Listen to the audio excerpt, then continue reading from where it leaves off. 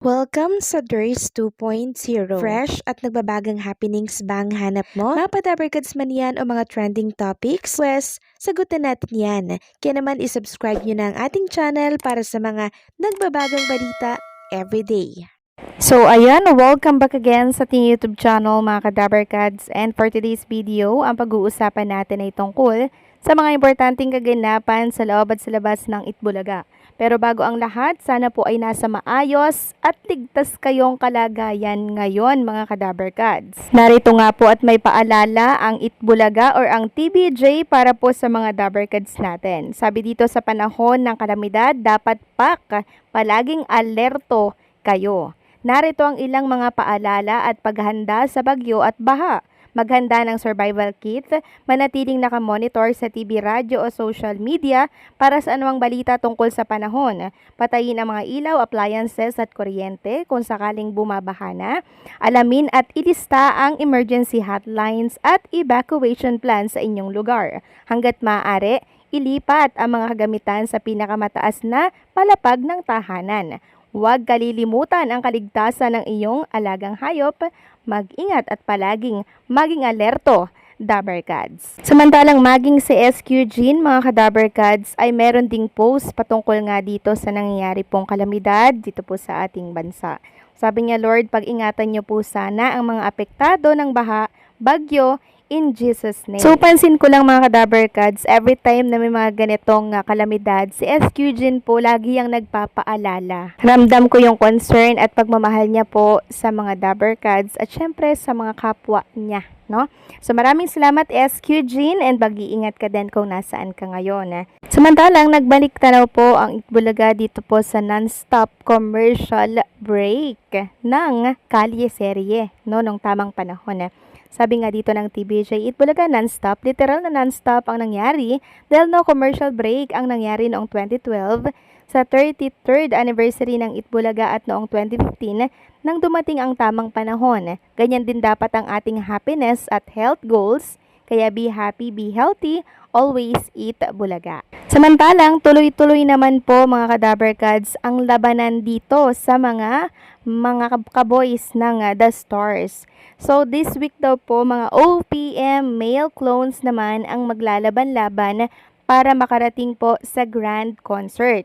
At yung mananalo po dito sa OPM male clones, siya ang makakalaban ni clone po ni Sharon Cuneta. So, sino po ang bet ninyo dito mga Kadabarkads? Paki-comment nga dyan sa baba kung sino yung manok ninyo. And hopefully mga Kadabarkads, pag napili na po nila dito yung mga sinasala nila na talagang magagaling, sana po ay yung deserve talagang manalo. Oo, magagaling sila, pero alam nyo yun, kaboys kasi yung ginagaya mga Kadabarkads, di ba?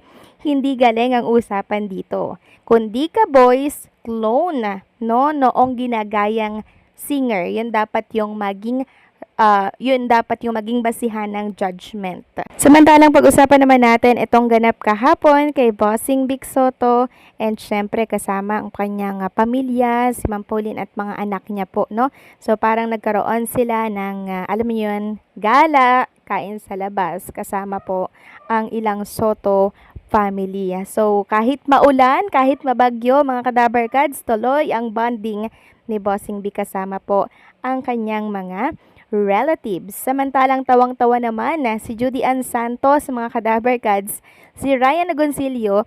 Sabi ni po nitong si Judy Ann Santos, paano ba naman kasi mga Kadabarkads, sobrang tigas po ng na-bake ni Judy Ann Santos. Parang ano daw parang kahoy daw, ganun katigas. Tapos sabi nga po ni Ryan Agoncillo, hindi ka man mahusay sa pagbibake. Mahusay naman daw po sa pagkakarpentero. Kaya tawang-tawa si Judy Ann Santos dito. At sa kakatawa niyang yan, mga Kadabarkads, mangyak-ngyak na po pala siya kakatawa sa ginawa niyang, sabi niya po, na parang bread ata to. Tapos kinagat ito ni Luna.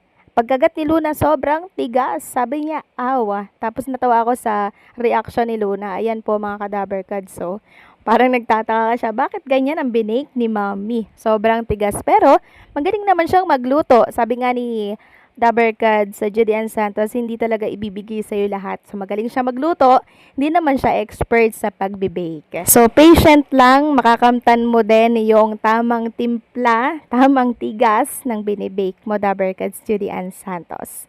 Samantalang congratulations naman dito po kay Aga Mulak dahil Best Supporting Actor siya sa 8th Edis Award. Sabi nga niya dito sa kanyang statement, mga Kadabarkads, the 8th Edis gives the Best Supporting Actor Award to Aga Mulak for his remarkable role in Uninvited. Maraming salamat sa pagpuna ng aking trabaho. Just to be nominated is already an achievement to win. What more can I say? Appreciate you all sa bumubuo ng Edis. Maraming salamat ng sobra. Napakalaking bagay sa akin ito. The rest is history. I rest my case. Love and light. Peace. Yahoo! Inspired to work again. So marami pong Dabarkads natin na nabigyan po ng award ha. Si Alden, Julia Barreto, si Bossing Vic Soto at marami pa pong iba. And meron nga po akong nakita na video ni Julia Barreto at Alden Richards, magkasama po sila. Nakakatuwa lang, talagang yung closeness nila sa isa't isa ay hindi po nagbabago. Samantalang, ito pong si Jozara or clone po ni Claire de la Puente, meron pong statement sa TBJ. Ayon nga po sa kanya, nire-share niya po ha, yung rehearsal na in-upload ng TBJ na sa kanilang Facebook page. Rehearsal po yun ni Jozara or clone po ni Claire de la Puente. Sabi po ni Claire de la Puente, clone, TBJ, thank you for the wonderful opportunity. So, hindi man siya ang napili ng mga judges na winner or panalo, ay grateful pa rin siya kasi alam niyo yun, naging parte siya ng segment po na The Clone at umabot siya dito sa, alam niyo yun, sa tugatog ng labanan, mga Kadabarkads. Hindi man siya yung napili pero super grateful na po siya. Pero alam niyo mga Kadabarkads, feeling ko lang naman to ha, siya dapat yung panalo kasi napaka-consistent niya po, 'di ba? Sa kanyang boses sa pagiging clone ni Claire de la Puente. Pero mga judges na po kasi yung humusga, mga batikan, mga veterano po, mga veterana na po yun sa pagkanta. Pero 'di ba sabi hindi naman po galing ang labanan dito kundi yung clone. And hopefully, pag meron po mga botohang ganito, kasama po ang taong bayan, 'di ba?